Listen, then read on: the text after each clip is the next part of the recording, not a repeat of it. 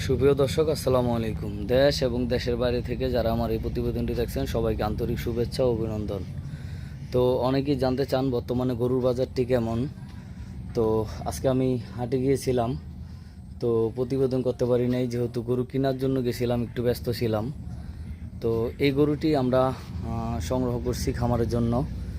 তো মাশাল্লাহ খুব সুন্দর একটি গরু, সম্ভবত 2 দাঁত হবে। আর এই গরুটি একটি প্রান্তিক কৃষকের কাছে ছিল সম্ভবত। তো গরুটিকে ওইভাবে খাবার দিতে পারে নাই, কারণ ওর মাথার যে গেট আপ, তো এই গেট আপ অনুযায়ী এই গরুটাকে যদি খাবার দিত তাহলে এই গরুটি মিনিমাম 2 লাখ টাকা প্লাস গরু থাকতো।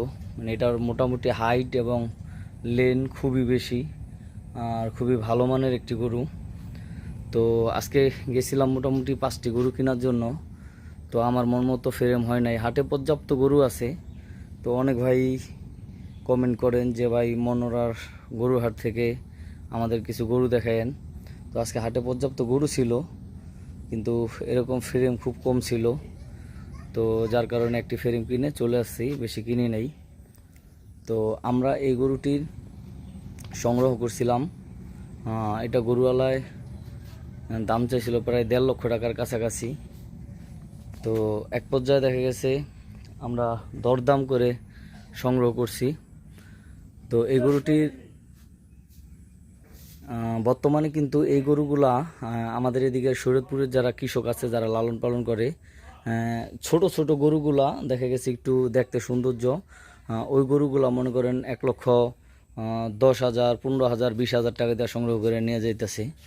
আর এই গরুর সামনে কোনো কাস্টমার ছিল না, তারা হয়তো বা এই গরু সম্পর্কে বোঝে না।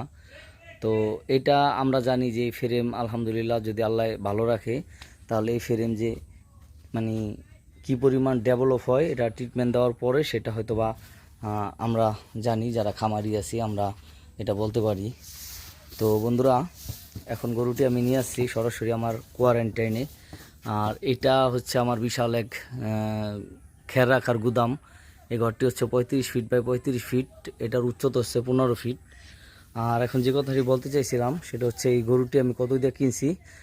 আর আপনাদের যারা নতুন খামার করতে চান আপনাদের একটু ধারণা দিতে চাই, সেটা হচ্ছে যে আপনারা ওই মাংস লাগানো গরুর পিছে দৌড়াদৌড়ি করবেন না। কারণ মাংসওয়ালা যেইগুলা মাংস লাগানো গরু সেগুলা কিন্তু একটু বেশি টাকা দিয়ে কিনতে হয়। তো আমরা যেহেতু মোটা তাজাকরণ করব, আমাদের তো মাংসের গরু কেনার দরকার নাই, আমরা হচ্ছে হাড্ডি গরু কিনবো। এই যে এটা যেরকম, এটা হচ্ছে হাড্ডি সার। দেখুন এই ধরনের গরু, যারা ওই যে অনেকেই প্রশ্ন করেন যে ভাই আমরা কি ধরনের গরু সংগ্রহ করতে পারি, এরকম হাড্ডি সার সংগ্রহ করবেন বাড়তি চাইয়া। যেমন এই গরুটা সম্ভবত 2 থেকে 4 দাঁত বয়স হবে, আমি দাঁত দেখি নাই, তারপর একটা আনুমানিক বললাম 2 থেকে 4 দাঁত হবে। এবং ওর হাইটটা প্রায় 60-এর কাছাকাছি আছে, মানে 60 ইঞ্চি, 58-60 ইঞ্চির কাছাকাছি আছে। ক্যামেরায় কীরকম আপনারা বুঝতে পারছেন আমি জানি না, এটা কিন্তু আলহামদুলিল্লাহ বিশাল এক ফ্রেম। আর এটা লেনও মোটামুটি অনেক বড়।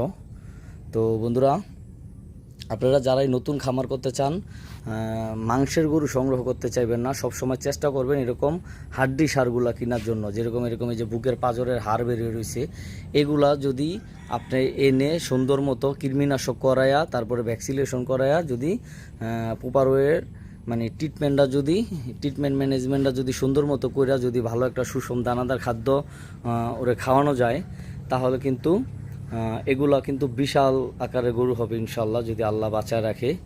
আর অনেকেই প্রশ্ন করেন যে ভাই আপনি গরু সংগ্রহ করে আনার পরে আপনি কি ট্রিটমেন্ট দেন। তো বন্ধুরা, এটা একটু আপনাদের বইলা দিই। এখন আমি যেটা দিছি সেটা হচ্ছে যে এই অ্যাস্টাবেট দিছি 10 সিসি ব্যথার জন্য, ইয়ার জন্য, মানে ঠান্ডা, এবং যদি ওর মানে ঠান্ডাজনিত সমস্যা যদি থাকে। আর আমরা যে কোনো ব্যথানাশক ইঞ্জেকশন করার পাশাপাশি কিন্তু এটার সাথে আমরা অ্যাস্টাবেটটা ইউজ করে থাকি। তো আমি এটারে 10 সিসি, যেহেতু একটু বড় সাইজের গরু, আচ্ছা যাও, এটা যেহেতু একটু বড় সাইজের গরু, আমি ওটা 10 সিসি অ্যাস্টাবেট দিছি। এবং পাশাপাশি আমি দিছি হচ্ছে লিগাবেট, একমি কোম্পানির, এটা ব্যথানাশক। তো এটা দিছি হচ্ছে 10 সিসি। আর ওর যেটা খাওয়াইছি নো এফএমডিটা যেহেতু না হয়, সেক্ষেত্রে আমি দিছি হচ্ছে নো এফএমডি পাউডার। আপনারা বিশেষ করে নো এফএমডি পাউডার দিবেন। আমি একটু আপনাদের দেখাই বন্ধুরা, এই হচ্ছে লিগাবেট। এটা হচ্ছে ব্যথার জন্য, ব্যথা যদি জ্বর ঠর থাকে তাহলে এটাই ইনশাল্লাহ ব্যথা কমবে, যেহেতু গাড়ি দিয়ে আসছে এবং হাটে বেঁধে রাখছে। আর কোন জায়গা থেকে ব্যাপারীরা আনছে সেটাও আমরা জানি না। ওদের শরীরে কিন্তু একটা ব্যথা হয়, ব্যথার জন্য কিন্তু আমরা এই লিগাবেটটা দিছি। এটা হচ্ছে ব্যথানাশক, এটা কিন্তু একমি কোম্পানির। আর হচ্ছে এই যে অ্যাস্ট্রাবেট, আপনারা অনেকেই চিনেন যারা গরু লালন পালন করেন। এই অ্যাস্ট্রাবেটটা দিছি আমি ওরে 10 সিসি। আর পাশাপাশি এ হচ্ছে নো এফএমডি পাউডার। বন্ধুরা, এটা কিন্তু আপনারা অবশ্যই হাট থেকে বিশেষ করে গরু সংগ্রহ করলে এই নো এফএমডি পাউডারটা কিন্তু অবশ্যই দিবেন। এই পাউডারটা যদি আপনি দেন, আশা করি ইনশাল্লাহ এফএমডি ভাইরাস অ্যাটাক দিবে না। যদিও এফএমডি থাকার সম্ভাবনা থাকে, ইনশাল্লাহ এই নো এফএমডি পাউডারটা আপনারা দিয়েন। আশা করি ইনশাল্লাহ এফএমডি হবে না ইনশাল্লাহ। আমি এটা যখনই দিছি, তো এই নো এফএমডি পাউডারটা আমি যখনই ব্যবহার করছি, আলহামদুলিল্লাহ আল্লাহ তাআলা দয়া করছেন।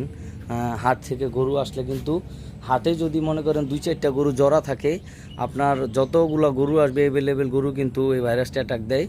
তো এই নো এফএমডি পাউডারটা দেওয়ার চেষ্টা করবেন। তো আমি এই যে গরু এনে নতুন অবস্থায় হচ্ছে 2 পদের ইঞ্জেকশন করলাম এবং পাশাপাশি নো এফএমডি পাউডারটা দিলাম। আর এনে হচ্ছে সাদা পানি দিছি, আর হয়তো খের টুকটাক খাইছে। তো এখন হচ্ছে আপনাদের দরদামটা একটু আমি বলি। তো এটা ব্যাপারী দাম চাইছিল প্রায় 1.5 লক্ষ টাকার কাছাকাছি। তো আমরা প্রথমত 1 লক্ষ টাকা বলছিলাম।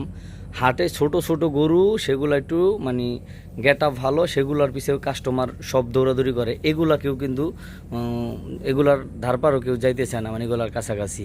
অনেকে মনে করে এটা কীরকম দেখা যায়, কিন্তু অরিজিনালি এই গরুগুলা কিন্তু খুব ভালো ডেভেলপ হয় ইনশাল্লাহ, যদি প্রপার ওয়ে ট্রিটমেন্ট দেওয়া যায়।